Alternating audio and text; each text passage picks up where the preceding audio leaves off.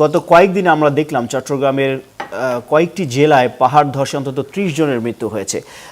এই পরিস্থিতিতে যে প্রশ্নটি বারবার সামনে আসছে, এর আগে ২০০৭ সালে বড় ধরনের পাহাড় ধসে শতাধিক প্রাণহানির ঘটনা ঘটে।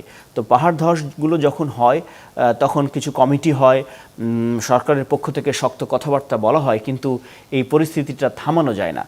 বন্যা একটি প্রাকৃতিক দুর্যোগ, সেটি হচ্ছে, কিন্তু যে পাহাড় ধসের ঘটনা ঘটছে সেটি তো চাইলে থামানো যেত, কেন থামানো যাচ্ছে না, কি বলবেন?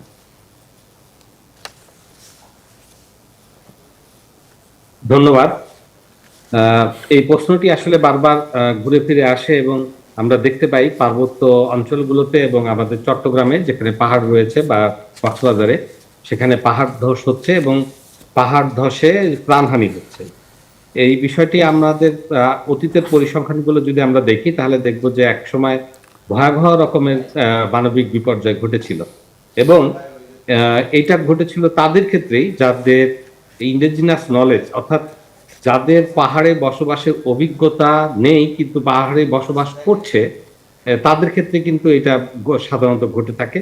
আর যাদের সেই ইন্ডিজিনাস নলেজটা আছে যে পাহাড়ে কিভাবে বসবাস করতে হয়, তাদের ক্ষেত্রে কিন্তু এই দুর্ঘটনার খবরটা আমরা পাই না।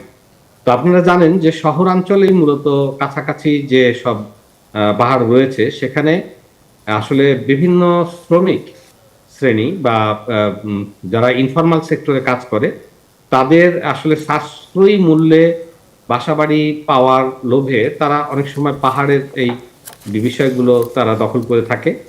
তো আমরা যে বিষয়টি গত ২ বছর ধরে করছি সেটা হচ্ছে যে আপনারা খবর পাচ্ছেনও, সেটা হচ্ছে যে আমরা পাহাড় কাটাটাকে আমরা প্রায় মানে একেবারেই নির্মূল করার চেষ্টা করেছি এবং আমরা যে শক্ত অবস্থানে নিয়ে গেছি সেটা হচ্ছে যে আমরা এখন কিন্তু 24/7 আমাদের যে পাহাড় ব্যবস্থাপনা কমিটি রয়েছে, বিশেষ করে পাহাড় ব্যবস্থাপনা কমিটি কিন্তু ২ রকমের। একটা হচ্ছে যে মহানগর কেন্দ্রিক, যেটা চট্টগ্রাম শহরের উপরে, আর আরেকটা কিন্তু আমরা করে থাকি, যদি এটা আলাদাভাবে ক্যাপাসিটিতে করে থাকি, সেটা হচ্ছে সমস্ত পার্বত্য অঞ্চলের জন্য।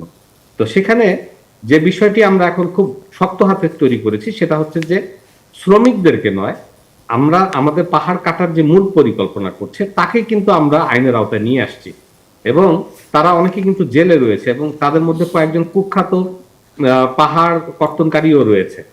এবং আপনারা এটাও জেনে থাকবেন যে এখন যাদেরকে পাওয়া যাচ্ছে না অথচ তারা নির্দেশনা দিয়েছিল যে পাহাড় কাটা কাটা হোক, তাদের তত্ত্বাবধানে পাহাড় কাটা হচ্ছে কিন্তু তারা ঘটনাস্থলে নেই, তাদের নামে কিন্তু মামলা রয়েছে, তারা কিন্তু পালিয়ে বেড়াচ্ছে।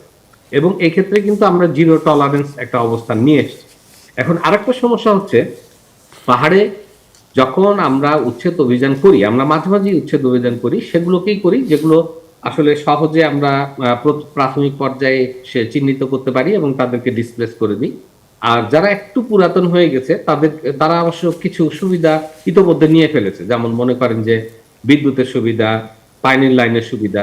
এক্ষেত্রে যে সমস্যাটা সৃষ্টি হয়েছে, আমরা যখন সেগুলোকে কর্তন করতে যাচ্ছি বা সেগুলোকে বিচ্ছিন্ন করতে যাচ্ছি, তখন মানে তারা আসলে আদালতের আশ্রয় নিয়ে ফেলছে। জি। আদালত আশ্রয়ের ক্ষেত্রে আদালতের যে নির্দেশনা যে তাদেরকে আসলে পুনর্বাসিত করতে হবে, তারপরে হচ্ছে বিদ্যুতের সংযোগ আপাতত ছিন্ন করা যাবে না। ফলে আমাদের আসলে যেভাবে আমরা শক্তি সামর্থ্য নিয়ে সেখানে যাই সেটা কিন্তু আমাদের জন্য কঠিন হয়ে যায়। তো আরেকটা বিষয় হচ্ছে যে আমরা কিন্তু অঞ্চল ভিত্তিক কমিটি গঠন করেছি এবং কমিটি সবসময় কাজ করছে। এবং আপনারা এটাও জেনেছেন যে আসলে যে দুর্বৃত্তরা পাহাড়কে ধ্বংস করে তারা কিন্তু একেবারে গভীর রাতে করে এবং মানে একরকম নিরাপদ সময় তাদের পক্ষে যেটা মনে হয় সে সময় করে।